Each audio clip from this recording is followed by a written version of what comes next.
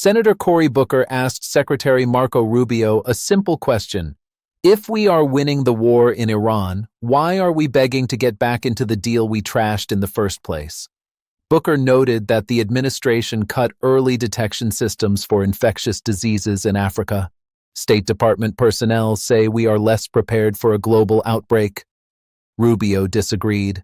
He offered no facts. We are the strongest nation on the planet Earth, and we're in a stalemate with Iran. And now we're begging to get back into a deal that you all trashed in the first place. There's no one begging. Then Booker turned to Iran. The Strait of Hormuz was open before the war. It is now closed. Gas prices are through the roof. Rubio said, if Iran opens the straits, the U.S. will lift its blockade. That is the exchange. In March, the administration relaxed sanctions, allowing Iran to sell oil to China. Estimates suggest Iran received between $10 and $50 billion. Rubio said the oil was already on the water. Iran is losing hundreds of millions a day because of the blockade. They didn't get $50 billion directly as a result of, they might have gotten some of it, they certainly didn't get the majority of it. They are now losing hundreds of millions of dollars a day in revenue because of the blockade. And the blockade exists because of what they're doing in the Straits. Booker asked the question Rubio could not answer. Isn't this the exact deal you vilified President Obama for having? Rubio said no one is begging. Iran might be begging.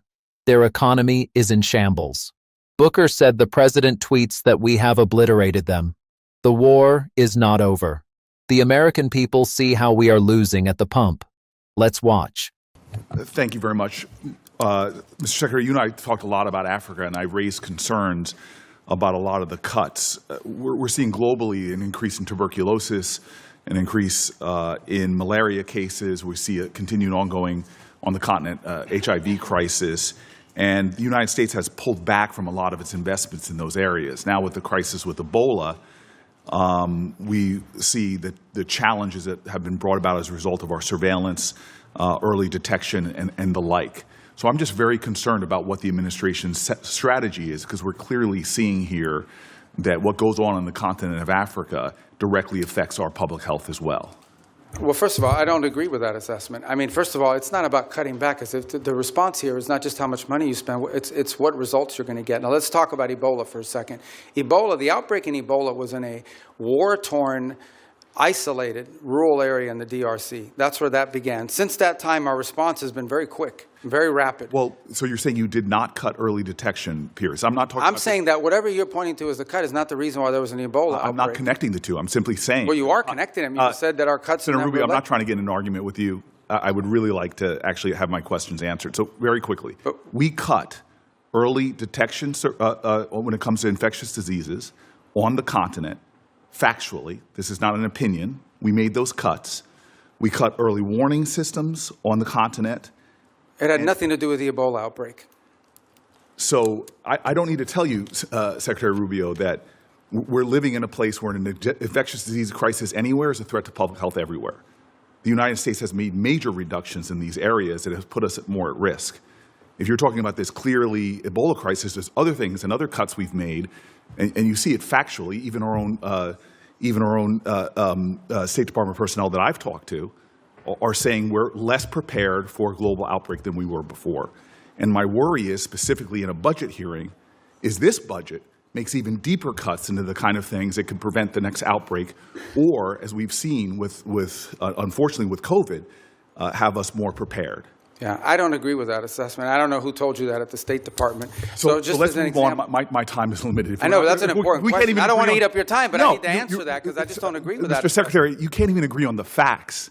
Because that's not accurate. I mean, again, you look at what we've entered into with these countries. It's not accurate that we cut early detection. Because those have all been repurposed in different arrangements that we now have with these countries. As an example, I would like, for the record, because we're not going to cover it in my short time, if you're telling me we are as prepared or more prepared before the Trump administration came in. I'd like to see the facts. I think when these reforms are finalized, which we're on the verge of doing, we're actually going to be better prepared. We are responding today faster, not just to humanitarian crisis, but to outbreaks than we were before. We are responding in some cases within 72 hours, are able to move funds to task, which you weren't able to do in the old system. And we're also building the capacity of these nation states through these compacts. May I please reclaim my time to shift gears? The Strait of Hormuz, I was listening to their conversations you had with some of my colleagues. We've now seen the Strait closed for months, and you explained that we're going to see an opening of the Strait, and that ultimately the exchange we will get for that is after that fact we will release certain sanctions.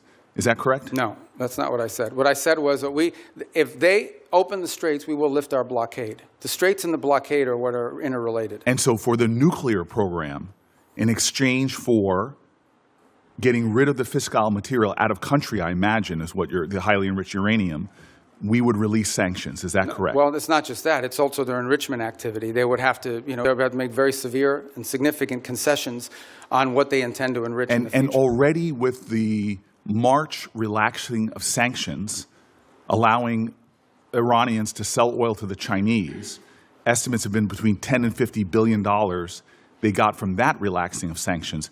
How much money might we see in a deal in our relaxings of sanctions in order to get rid of the highly enriched uranium and stop their enrichment? Well, let me just tell you on that portion. The sanctions that were released on Iran were boats on the water. And so that oil was already out in the marketplace. It was sold at market rates, but the sanctions covered, and to the extent we've been able to enforce them, we have the revenues of those sales. So yeah, the Iranian oil was unsanctioned so that it could be sold, but the revenue would have to flow back to blocked accounts, which our sanctions were able to go after. We've also seized, I believe, 6 vessels in the Indo-Pacific that involved Iranian sanctioned oil on top of it. So that wasn't necessarily a trade. They didn't get $50 billion directly as a result of. They might have gotten some of it. They certainly didn't get the majority of it. They are now losing hundreds of millions of dollars a day in revenue because of the blockade. And the blockade exists because of what they're doing in the Straits. Right. And I guess the conclusion I have, and my time's expired, is that the Strait of Hormuz was open before this unjustified war. We're now scrambling to try to find a way to get it back opened again. Not only is it causing economic havoc to our country and to residents all around this nation, families trying to make ends meet, but you see on top of that, the Iranians finding ways to leverage that, as we allowed them to do with the Chinese for tens of billions of dollars. And so my point is, before we even get to a nuclear negotiation, this regime is getting money to rebuild, purchase more drones, cause more havoc.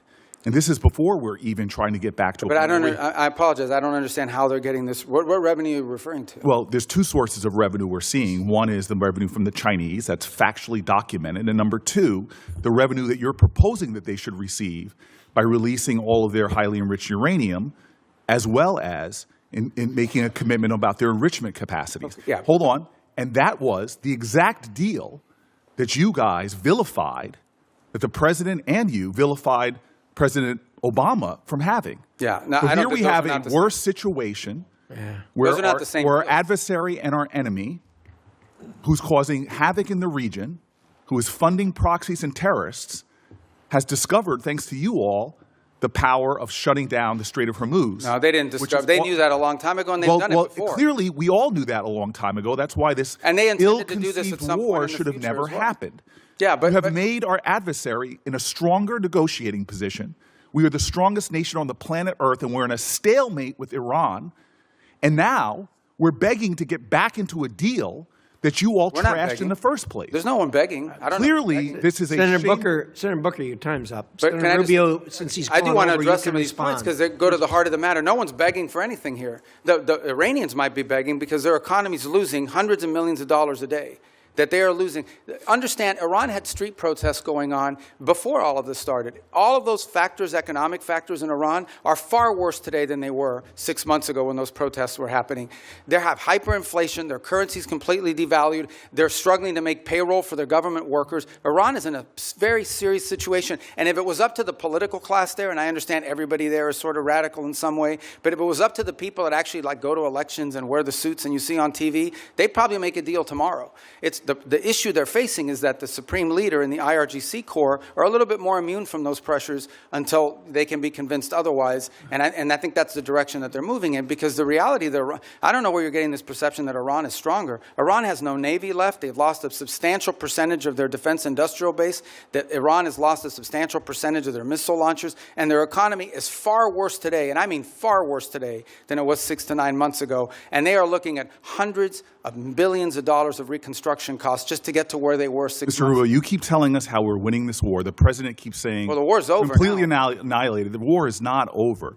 And yet the American people see how we're losing at the pump and with their costs, and yet this thing still hasn't been resolved.